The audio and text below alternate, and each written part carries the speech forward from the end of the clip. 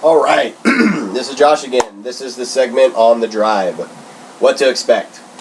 So, we need 7 people who are going to drive that can carry 28 people, not counting the driver, so that would be 23 people. No, 21 people, whatever. My math isn't that good. Anyways, we're all going to be driving up. Everybody, it's very important that you get with your drivers and you find out how much gas is.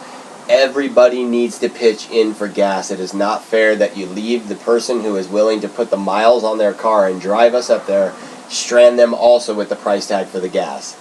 In fact, and I'm not saying that this is a requirement, but as a blessing, it would be nice if you guys could take care of your drivers since they are using their vehicles. It's not a requirement, just a suggestion. That being said, we're going to meet at 7 a.m. at Impact. Please do not drive your car to Impact. Impact doesn't want a ton of cars left in the driveway. Ask your roommates, your friends, your mom, your dad, whatever, to drive you to Impact and drop you off at 7 in the morning. If you live close enough to the people who you're driving with, and we will have those cars set out, you'll know who you're driving with before that trip comes. That's the Thursday we leave. If you live close enough to them, maybe they'll pick you up. You got to get in contact with your driver and try to work that out. Once we meet at Impact, everybody piles into the cars, and we're going to have about a 7-car entourage headed up to Northern California, which is about a 9-hour drive. We'll be stopping for gas, bathroom breaks, and food along the way. Now, the food. Melissa and myself will be packing an ice chest, and we'll be packing lunches like sandwich, fruit, drinks, water, so on and so forth. We are trying to cut down on costs as much as possible and trying to avoid eating out as much as possible. I would encourage you guys to do the same. For those of you that are struggling with finances, which I know a lot of you are, I would do everything that you can to try to mitigate the cost of this trip, the transportation, and so on. So if you guys have them, bring like the little fabric ice chests.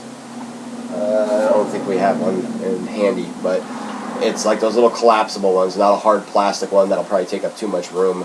Little fabric ice chest you could put on the floor at your feet or right between you and the person in the back seat, since only 4 people per car.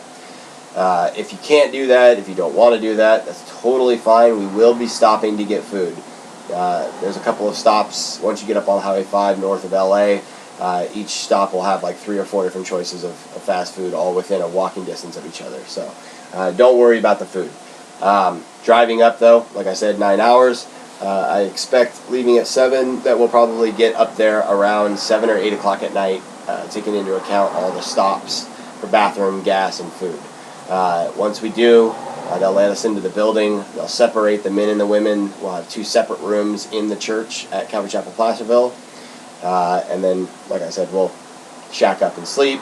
And then we'll get up at 6 in the morning, go somewhere, grab some coffee and breakfast. Maybe not 6 in the morning, actually. Probably somewhere around 7 or 8. Grab coffee and breakfast, and then we got to be on the river by no later than 9:30 or 10 for them to do their safety put-in talk, explain to you what happens if you fall out, how the proper way to hold the paddle, how the proper way to sit in the boat, so on and so forth. On the drive back, like I said, we were considering we'll wake up around 7 in the morning at the campsite, pack up the site, get everything in the cars, and then there's a church, Calvary Chapel, Placerville, and there's also Calvary Chapel, Golden Springs, or I'm sorry, Salmon Falls, that we can go to. They're both pretty close to where we're at. Like I said, it'd be nice to head in there and go to church in the morning. So if the consensus is that we would like to go to church, bring something that you guys feel comfortable wearing for church. Calvary Chapel is a very low-key dress code. It's like going to Impact at night. You can wear board shorts and a tank top and flip-flops. They don't care. No one will look at you weird. So don't stress on that point. As soon as church is out, then we probably stop and grab lunch somewhere and then get on the road and start headed south. I expect that we'll be home Sunday night, probably sometime around 10 o'clock at night.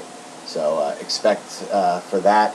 You guys all have your cell phones on the way. You can call people once we hit LA and let them know what time we're probably going to be there to coordinate your pickups at Impact that night. So that is the basics. I'll also be releasing the gear list from Calvary Chapel that I just received. I'll put that up on the website as well. If you guys have any questions, though, again, post it on the group page, message me directly, or call me, whatever you'd like, and I'll answer all of your questions for you.